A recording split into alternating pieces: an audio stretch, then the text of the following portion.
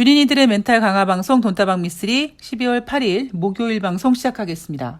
세상에 잠보다 더 좋은 보약이 없다더니 이번 주에 잠을 좀 열심히 악착같이 챙겨 자고 있다 보니까 컨디션이 좀 괜찮아서 오늘 새날 방송이 있음에도 불구하고 돈다방 미쓰리를 준비할 수 있었습니다.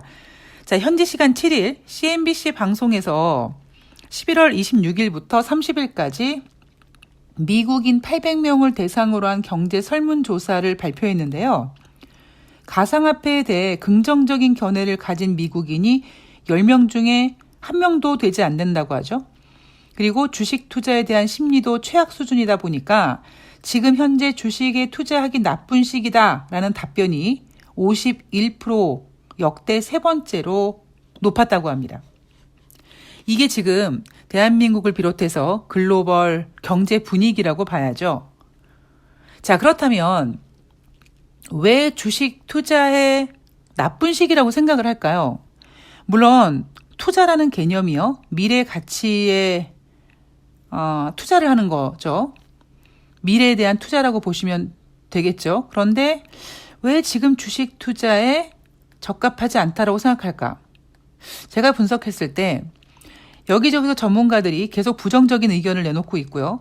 그게 뭐 단순히 경기 침체, 이런 어떤 그 기간이 보여지는 그런 경기 침체, 이런 두려움도 있지만 무엇보다 이 주식 투자하시는 분들의 머릿속에는 조만간 무언가가 터지지 않을까, 이런 두려움이 이런 설문조사에 높은 수치를 만들어낸 게 아닌가 싶습니다. 자, 오늘 돈다방 미쓰리 12월 7일 수요일 뉴욕 증시 마감 현황 짚어보도록 하겠습니다.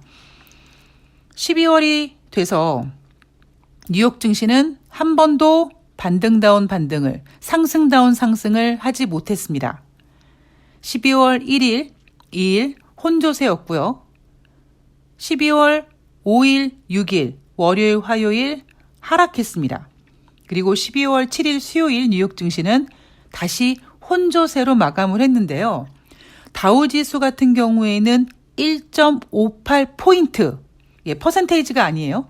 퍼센테이지로 보면 그냥 0.00%, 거의 움직임이 없었다.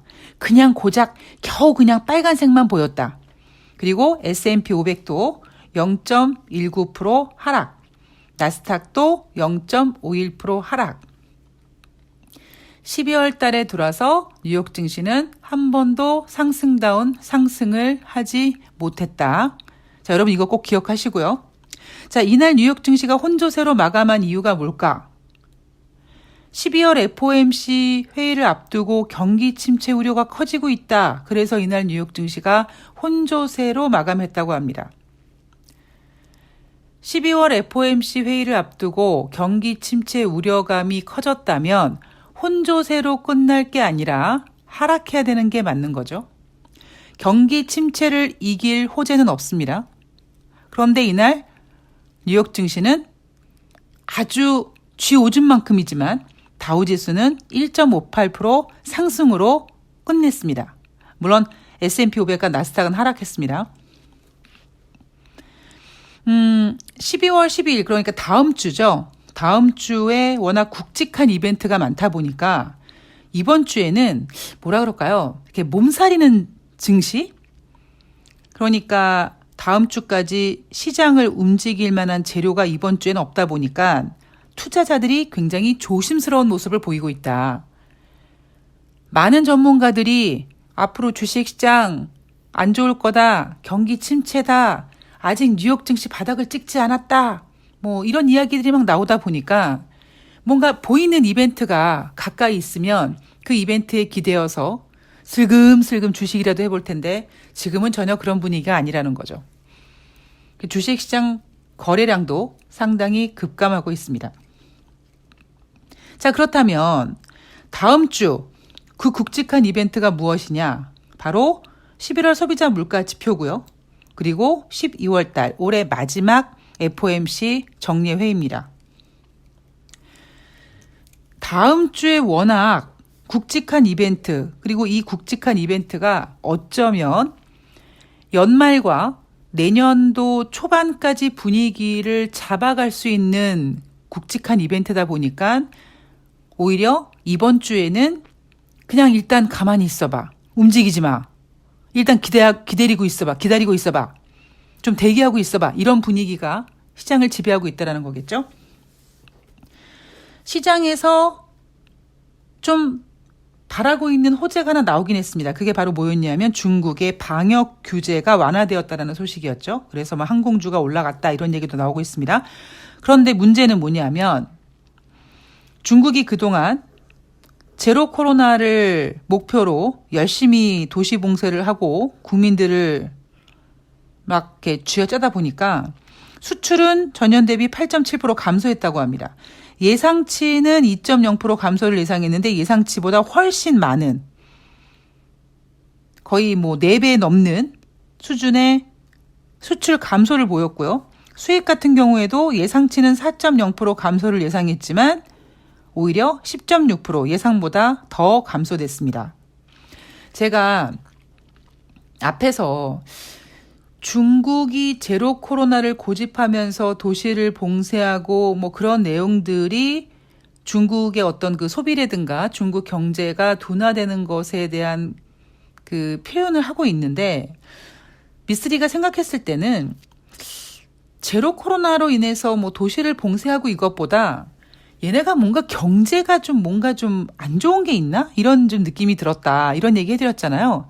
물론 제로 코로나 때문에 도시가 봉쇄되고 그러면 당연히 경제가 안 좋아질 수 있겠죠. 그런데 제가 생각하고 있는 부분은 꼭 반드시 제로 코로나 정책이 아니더라도 그동안 중국의 어떤 그 경제 성장을 쭉 보면서 쟤네가 뭔가 지금 한번 이 유동성이 한번 이렇게 그 물갈이가 돼야 될 텐데 너무 잘 버틴다. 2008년도 미국의 금융위기 이후에 이제 우리는 조만간 중국의 금융위기도 겪게 될 거야라고 계속 우리가 좀 준비하고 있는데 기대한다라는 표현은 좀 맞지 않는 것 같고 계속 이렇게 보고 있는데 여전히 지금 중국이 잘 버티고 있습니다. 그 이유는 바로 중국이 사회주의 국가이기 때문이죠. 자본주의 국가 같은데 사회주의 국가다 보니까 어떤 기업들의 디폴트라든가 이런 부분이 공산당 정책으로 인해서 공산당이라는 그 중국의 그 정책이라고 해야 되나요? 그것 때문에 대외적으로 다 봉쇄되어 버리는, 카바돼 버리는, 그러니까 독재 정권의 어떤 그런 기본을 보여주는 거죠. 자, 어쨌든 중국이 그런 모습을 나타내고 있다. 자, 그리고 경기 침체 우려에 대한 이야기 계속 나오고 있습니다. 아크인베스트 캐시우드 펀드 매니저가 지금 채권 스프레드가 마이너스 80%까지 확대됐다. 이거 1980년대 초보다 지금의 수익률 곡선 역전이 더 심각하다. 지금 1980년 그다음에 대공황 때 같이 안 좋은데 이런 얘기 하신 분들 있다고 제가 말씀드렸죠. 채권 수익률 곡선은요. 심하게 역전이 더 격화됐다. 물론 그 신호가 바로 경기 침체이긴 합니다. 예. 그런데 저는 1980년대 주식 바닥에 있지 않았습니다. 그땐 진짜 코올릭이었죠. 그리고 대공황 때는 태어나지도 않았습니다. 근데 제가 돈다방 미쓰리를 진행하면서 여러분들한테 자부하는 게 하나 있지 않습니까? 지금 미쓰리는 앞으로 주식시장에 어떤 악재가 터지든 호재는 많이 터질수록 좋은 거니까 눈 하나 깜빡하지 않을 것이다. 근데 그 이유가 뭐냐면요. 그 흐름을 계속 지켜봤다라는 거거든요. 그러니까 저는 1980년대 대공황 때 그때 스프레드가 역전이 되던 사상 최대로 됐던 하던 간에 저는 그때 없다 보니까 제가 겪지 않은 부분에 대해서 별로 그렇게 신뢰를 할 수가 없습니다. 그러니까 1980년대 스프레드 곡선이 역전됐고 그리고 대공황 때도 그랬다. 그랬겠죠. 그러면 2008년도 금융위기는 어땠을까요? 그리고 2010년도 유럽발 금융위기 때는 어땠을까요? 그리고 2001년도 9.11 테러 때는 어땠을까요? 그리고 1980년대와 지금 2022년도는요. 여러 가지 좀 트렌드가 많이 바뀐 상태입니다. 예.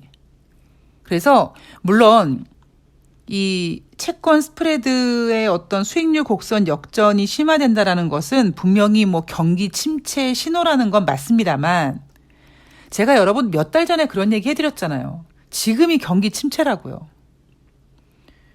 뭘 앞으로 뭐 내년에 미국이 경기 침체에 빠질 거고 뭐 경기 침체가 여러분 자 요이 땅 지금부터 경기 침체 땅 이런 게 있습니까? 저는 그런 거 없다고 생각합니다. 그냥 지금이 경기 침체 아닌가요? 이런 경기 침체 속에서 이제 만약에 어떤 부분에 어떤 그 파트에서 이 경기 침체 이 유동성 흐름을 어떻게 버티다가 잘 버티지 못하면 이제 뻥 터지는 거고 그 뻥 터지는 게 얼마나 이제 작게 터지느냐 얼마나 큰 게 터지느냐 뭐 알고 있었던 게 터지는 거냐 아니면 모르고 있었던 게 터지는 거냐 뭐 이런 정도의 차이인 거죠. 자 어쨌든 아크인베스트 캐시우드 펀드 매니저가 지금 1980년대 초보다 지금의 수익률 곡선인 역전이 더 심화됐다. 막 시장에 공포를 쏟아내고 있습니다. 자 그리고 전문가들은요. 모든 금융 지표들은 침체가 다가오고 있음을 가리킨다고 합니다. 여러분 자 2022년 12월 8일 목요일 아침 일찍부터 미쓰리가 정신 번쩍 드는 얘기 해드릴게요. 경기 침체가 다가오고 있는 게 아니라 여러분 지금이 경기 침체예요. 아닙니까? 지금은 경기 침체가 아니에요? 그냥 뭐 지금은 경기 둔화예요? 그럼 경기 둔화와 경기 침체는 차이가 뭔가요? 그럼 언제부터 과연 경기 침체 시작합니까? 지금이 경기 침체라고요. 이렇게 분위기가 안 좋고 아까 제가 오프닝에서 말씀드렸던 것처럼 지금 주식하기 가장 나쁜 시기다라고 얘기한다는 건 주식시장에 투자자들이 뛰어들지 않는다라는 거죠. 돈이 흐르지 않는다라는 겁니다. 돈이 계속 흐르고 흘러야지만 뭐 예를 들면 현금 서비스 카드 막는 것처럼 돌려막기를 한다는 등 뭔가 돈이 돌아야 되는데 이렇게 경기가 안 좋을 거예요. 내년에 미국이 경기 침체가 될 거예요. 모든 지표가 경기 침체를 가리키고 있는데 조만간 경기 침체가 될 거예요. 이렇게 얘기해버리면 돈이 돌지가 않거든요. 그러면 돈이 돌지 않는 가운데 어디서든가 계속 지금 돌려막기를 하고 있는 파트가 있습니다. 그러니까 그 돌려막기를 이제 결국 하지 못하면 그 부분이 이제 문제가 될 수 있는 부분이 발생되는 거죠. 즉, 경기 침체란 어떤 스타트 지점이 있는 게 아니라 지금이 경기 침체라는 겁니다.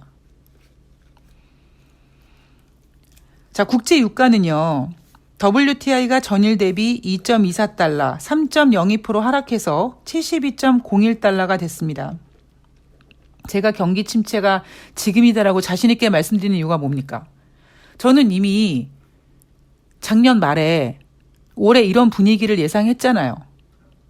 그래서 다시 자랑질을 좀 하자면 작년 말에 여러분 2022년도에 코스피 3,000포인트 당분간 기대도 하지 마세요. 그때 코스피 시장이 여러분 뭐 2,200이었습니까? 그때 코스피 시장이요 2,910, 2,950이었습니다. 정말 혀만 조금 내밀어도 3,000포인트가 닿을 정도로 3,000포인트 가까이 눈앞에 있었습니다. 그때도 국내 증권사들은 계속 주간 코스피 예상 밴드를 3,050포인트로 잡아놓으면서 3,000포인트 회복을 가능하다고 했죠. 근데 이미 저는 1년 전에 올해 분위기 이럴 거라는 거 예상했잖아요. 여러분 지금 3,000포인트 눈앞에 있다고 하지만 3,000포인트 당분간 어린 반푸너치도 없어요. 2022년에 코스피 2,250까지 떨어질 수 있습니다. 여러분 그때 2,250포인트 제가 얘기했을 때 솔직히 상상이나 하셨겠습니까? 2,250포인트라는 지표는 정말 그때만 하더라도 거의 국가 부도 상태 아닙니까? 즉 우리가 경기 침체가 앞으로 올 거다 하는데요. 2022년도에 뭐 맥시멈으로 뭐 잠깐이라도 뭐 3,000포인트 장중에 한번 찍었다고 치고 3,000포인트에서 거의 2,200포인트까지 무려 800포인트가 1년 동안 빠진 겁니다. 유동성 장세나 경기 호황에서는 이런 분위기가 절대 나타날 수가 없죠. 즉 지금이 경기 침체라는 겁니다. 그리고 제가 올해 3,000포인트 당분간 꿈도 꾸지 마세요. 2,250포인트까지 빠질 수 있습니다. 얘기하면서 그때 국제 유가 올해 상반기에 $100 넘어가고 난리부르스 칠 때 제가 올해 평균 국제 유가 가격은 $100 아래로 내려올 겁니다. 지난번에 오펙과 오펙 플러스 회원국들이 국제 유가 $90 선을 원한다라고 했지만 $90 원하는 건 그냥 걔네들의 희망사항이고 $90 아래로 내려오게 된다라고 말씀드렸죠. 즉 돈다방 미쓰리는요. 미리 본다니까요. 전문가들이 지금 앞으로 경기 침체가 올 거라고 지금 얘기하지만 미쓰리는 이미 1년 전부터 올해 분위기를 그림 그렸고요. 이런 분위기가 바로 경기 침체입니다. 자, 외국인들이 바이 코리아 끝났나? 뭐 나흘간 1조 원 순매도했다 이런 기사가 나옵니다. 자, 여기에 대해서 제가 좀 드릴 말씀이 있는데 여러분 기억나십니까? 9월 말경이요. 아니죠. 정확히 말씀드리면 한 10월 한 초쯤에 그러니까 10월 3일 미국이 의미 있는 반등을 했죠. 그 의미 있는 반등을 했던 이유는 바로 중간 선거를 앞두고 랠리를 만들기 위해서입니다. 그때 뉴욕 월가에서 무슨 얘기가 나왔었냐면 올해 주식 수익률이 1분기, 2분기, 3분기 모두 마이너스였다. 그래서 4분기에는 즉 10월달, 11월달, 12월달 4분기 때는 뉴욕 증시가 반등할 것이다라고 했습니다. 그리고 그 반등을 그리면서 산타랠리까지 그릴 생각을 하면서 전문가들이 산타랠리를 얘기했죠. 그래서 제가 그때 뭐라고 말씀드렸냐면 전문가들은 4분기에 주식이 플러스로 주식 수익률이 플러스로 전환될 거라고 얘기하지만 저는 딱 4분기라고 얘기할 수는 없을 것 같다. 제가 이 얘기를 해드렸던 게 10월 초였습니다. 그래서 미쓰리가 10월 달에 주식시장이 나쁘진 않을 것 같은데요. 그게 11월 달, 12월 달까지 계속 갈지는 모르겠습니다. 자신이 없습니다. 그렇게 여러분 4분기에 주식시장 계속 갈 거야라고 얘기는 못하겠고 당장 그냥 10월 달은 나쁘지 않을 것 같다. 그리고 11월 달에 중간선거 끝난 다음에 정강 후약될 것이다 라고 말씀드렸고요. 12월 달은 산타랠리를 만들기는 할 텐데 그 산타랠리를 만들어가는 과정이 우리 주린이 분들이 생각하고 있는 그런 유동성 장세에서 그려지는 산타랠리는 아니다 라고 조심하라는 말씀을 계속 드리고 있는 거죠. 지금 투자자들이요? 아니죠. 그러니까 시장을 읽는 전문가들이 자꾸 경기 침체 얘기를 합니다. 여러분 뭔가 좀 느낌이 좀 이상하지 않으십니까? 아니 당장 여러분 생각해 보세요. 11월 30일 날 제롬 파월 연준 의장이 12월 달 금리 인상 속도 조절할 수 있을 거다라고 얘기할 때만 하더라도 뉴욕 증시에서 경기 침체란 단어는 나오지 않았습니다. 그죠?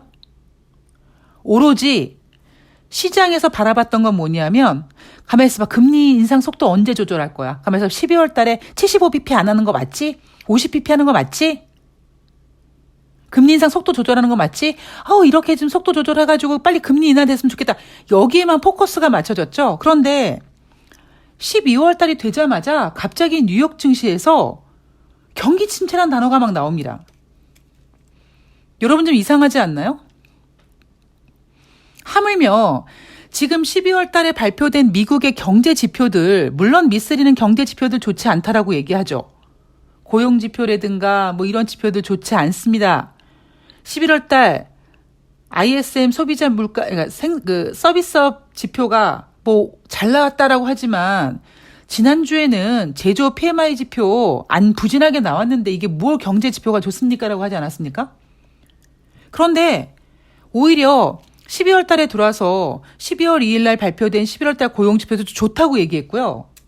뭐 미국 경제 나쁘지 않을 거라고, 며칠 전에는 11월 달 ISM 서비스업 PMI 지표가 잘 나왔다고 오히려 경제 지표가 잘 나와서 연준이 공격적인 금리 인상을 할 거기 때문에 증시가 빠졌다고 했습니다. 그죠? 근데 갑자기 지금 뉴욕 증시에서요. 경기 침체 이야기가 막 나오고 있어요. 요 며칠 만에. 왜 그럴까요? 인플레이션 자극하게 될까 봐 그러는 거라니까요. 제가 봤을 때는요, 뭐 임금 상승률이고, 뭐 생산자 물가 지표가 뭐 소비자 물가 지표로 전환되면서 뭐 인플레이션 자극할 수 있는 거 다 좋지만요. 당장 주식시장이 호황이면 이 주식시장이 좋아지면 경제 지표들을 건드립니다. 왜? 경제는 심리거든요. 그리고 주식시장이 좋으면 그 좋은 시점에서 미래를 읽는 전문가들이 진짜 미래를 보는 게 아니라 자꾸 그 시점을 미래라고 착각하고 좋게 포장을 하니까 인플레이션이 들썩거릴 수밖에 없어요. 그래서 지금 뉴욕 증시에서 경기 침체 이야기가 자꾸 나오는 이유는 바로 다음 주에 발표될 소비자 물가 지표를 겨냥하는 거죠. 원래요. 어떤 유동성 장세에서 그 유동성 장세가 이렇게 완만하게 그냥 유동성이 그냥 마치 그 맥주 거품 그 사그러들듯이 착 이렇게 사그러드는 경우가 거의 없습니다. 특히 제가 1, 2년 전부터 노래를 부르고 있는 게 있죠. 지금 우리는 인류 역사상 한 번도 겪어보지 못했던 어마어마한 유동성이 휘둘리고 있다. 이젠 더 이상 인간이 유동성을 핸들링할 수가 없는 지경에 봉착했다. 이런 얘기 해드리지 않습니까? 이런 유동성이 아주 얌전하게 그 거품을 떨어뜨리진 않습니다. 그런데 지금 전문가들이 경기 침체 올 거예요. 막 이렇게 얘기하니까 주식시장에 사람들이 뛰어들질 않고 있다 보니까 이거 뭐 꺼질 유동성이 없는 거예요. 그러니까 꺼질 유동성이 없는 게 아니라 정확히 말씀드리면 유동성이 꺼지질 못하고 있는 거죠. 진짜 유동성 청소가 안 되고 있는 거죠. 즉 그 얘기는 지금 뉴욕 증시에서 경기 침체 이야기가 들썩거리는 이유는 일단 12월 13일 인플레이션 지표 요거를 약간 겨냥해서 하는 것도 있고요. 두 번째는 연준에게 더욱더 강력한 금리 인하를 압박하는 겁니다. 11월 30일 제롬 파월 연준 의장이 금리 인상 속도 조절할 수 있다라고 얘기했고 그 다음부터 12월 달 FOMC 금리 인상 폭은 거의 50bp로 기정사실화되어 있죠. 자, 시장은 이렇게 생각합니다. 야, 75bp 안 할 거고 50bp 금리 인상할 거면 야 25bp만 하면 안 되냐? 아니 뭐 12월 달에 50bp 금리 인상 안 하면 뭐 큰일 나나요? 그런 거 아니잖아요. 그러니까 시장이 지금 그래? 지난번 8월 25일 잭슨홀 미팅에서 제롬 파월 연준 의장이 죽을 때까지 인플레이션 2%가 될 때까지 아주 그냥 악착같이 금리를 인상할 것 같더니 11월 30일 제롬 파월 연준 의장이 하는 얘기를 보니 금리 인상 속도를 조절할 수 있다고 한 발 양보하네? 그러면 어차피 양보했으면 좀 더 양보하면 안 되냐? 라는 거를 지금 연준에게 압박하고 있는 거죠. 이렇게 경기 침체 이야기가 막 커지고 이러는데 연준이 공격적인 금리 인상 할 수 있겠습니까? 그러니까 그래도 연준은요. 베이지북 같은 거 보면서 인플레이션이 안 잡혀서 걱정이긴 한데 그래도 베이지북에 나타난 경기 둔화가 좀 우려되니까 금리 인상 속도를 조절하겠다고 한 거거든요. 그러니까 그거를 감지한 시장이 경기 둔화가 아니라 지금 경기 침체 걱정해라잉. 50bp 하지 말고 25bp만 해라 라고 압박을 하는 겁니다. 그리고 그 이유는 내년에도 금리 인하 카드가 없을 거라는 걸 아니까 그래 옌병아 내년에 금리 인하 안 할 거면 12월 달에 금리 인상폭을 더 줄여봐. 어디 네가 경기 침체를 이길 수 있나 보자 이렇게 시장을 압박하는 겁니다. 최소한 지금 주식시장이 보여주는 이러한 액션은요. 한 두 가지를 얻을 수 있죠. 제가 지금 말씀드렸던 것처럼 인플레이션을 자극하지 않는 요인이 될 수 있고요. 두 번째는 연준을 압박할 수 있는 요인이 될 수 있습니다. 지금 미국이 여러분 경기 침체라고 하면서 주식시장이 빠지잖아요. 연비용 겁나게 많이 빠집니까? 막 폭락합니까? 그거 아니거든요. 아까 제가 말씀드렸듯이 12월 7일 수요일 뉴욕 증시가 혼조세로 마감했는데 다우지수가 퍼센테이지로는 0.00인데 1.58%라도 1.58포인트라도 올려놓는 거죠. 근데 전문가들은 12월 FOMC 회의를 앞두고 경기 침체 우려감이라고 하는데 진짜 경기 침체 우려감이면 아무리 1.58포인트라도 이렇게 플러스를 만들어 놓을 이유가 없다고요. 더 급락시켜버리지. 진짜 경기 침체 우려라면. 지금 주식시장은 인플레이션 자극을 막고 있고요. 그리고 연준에게 더욱더 강력한 금리 인상 속도 조절을 요구하고 있습니다. 주식시장이 이렇게 움직이면서 여기에다가 지금 WTI가 72달러까지 내려왔잖아요. 그동안 미국의 인플레이션을 자극했던 이유 중에 하나가 바로 국제유가 상승이었습니다. 자, 그러면 금리 인상 효과와 더불어 국제유가 같은 가격 떨어지고 그러면 인플레이션 잡힐 수 있겠죠. 자, 12월 9일 날이요. 11월 달 생산자 물가 지표가 발표가 됩니다. 이전치는 전년 대비 8.0% 예상했는데 지금 시장이 예상하고 있는 건 7.4%입니다. 0.6% 감소된 폭이고요. 에너지와 음식을 제외한 근원 생산자 물가 지표는 이전치는 6.7이었는데 지금 예상은 6.00으로 전월 대비입니다. 0.7% 둔화된 모습입니다. 자, 여러분 아시죠? 생산자 물가 지표는 몇 개월 뒤에 소비자 물가 지표에 영향을 끼친다라는 거죠. 제가 지금 계속 생산자 물가 지표가 지난번에 발표됐을 10월 소비자 물가 지표가 지난 11월에 발표한 10월 소비자 물가 지표가 7.7%가 나왔는데 그게 9월 달에 소비자 물가 지표보다 0.5% 감소된 수치라고 했죠. 그래서 12월 달에 발표하는 11월 소비자 물가 지표가 7.7%보다 내려오면 땡큐요. 여기에다 감소폭이 0.5% 이상이면 정말 땡큐라고요. 근데 지금 생산자 물가 지표를 보면 지금 감소폭이 막 0.6%, 0.7% 이렇게 됩니다. 이게 제가 제동거리 이야기를 가끔씩 해드리는데 그 제동거리가 이제 어느 정도 효과를 나타내서 제동거리가 이제 거의 끝날 쯤이 아닌가. 그동안 연준이 금리 인상을 막 해댔을 때 그런 강력한 금리 인상에도 꺾이지 않던 인플레이션이 이제는 금리 인상의 효과와 국제 유가의 하락으로 감소폭이 이제 그러니까 둔화폭이 눈에 띄게 커지는 게 아니냐. 이런 거죠. 지금 주식시장은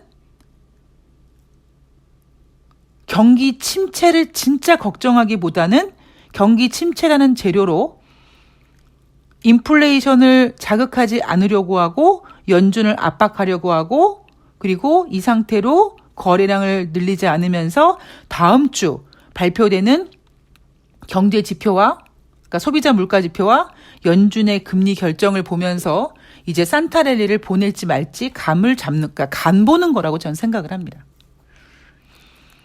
자, 정말 미쓰리 예상대로 그런 분위기가 나타나서 산타랠리가 나온다. 그래도 조심해야죠. 왜? 항상 좋을 때 뒤통수 맞거든요.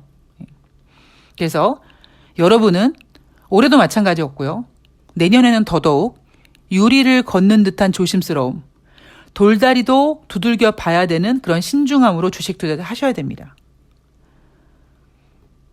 자, 오늘 주식시장 혼조세에 대해서 제가 여러분들이 뭐 공포감을 느끼시기보다는 제가 시장이 지금 왜 이렇게 움직이는지에 대한 이야기를 해드리고 싶어서 오늘 방송을 준비했고요. 저는 이따가 5시에 새날에서 뵙도록 하겠습니다. 그리고 돈다방 미쓰리는 금요일 날 방송에서 다시 인사드릴게요. 오늘 성공 투자하시고요. 저는 이따 새날에서 뵙겠습니다. 고맙습니다.